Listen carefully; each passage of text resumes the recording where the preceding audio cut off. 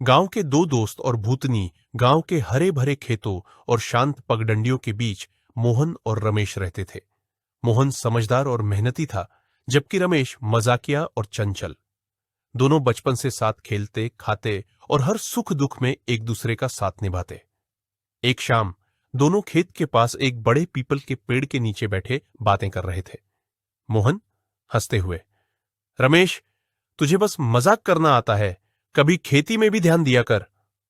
रमेश मजाक में, अरे भाई, तू हल जोतने के पीछे भागता रह, मैं तो अपने गाय भैंसों से ही खुश हूं।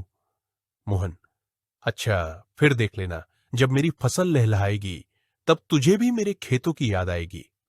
रमेश मुस्कुराते हुए, और जब मेरे गाय भैंस तुझे दूध नहीं देंगी तब तुझे भी मेरी याद आएगी।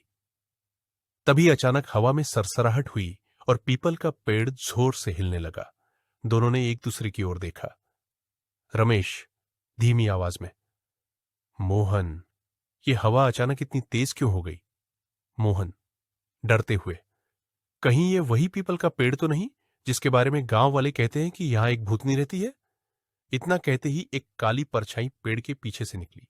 एक औरत, उलझे बाल, लाल आंखें और सफेद साड़ी में। भूतनी, डरावनी आवाज में, कौन है तुम दोनों? क्यों मेरे पेड़ के नीचे बैठे हो? रमेश और मोहन की घिघी बंध गई। रमेश का मजाक उड़ाने वाला चेहरा सफेद पड़ गया।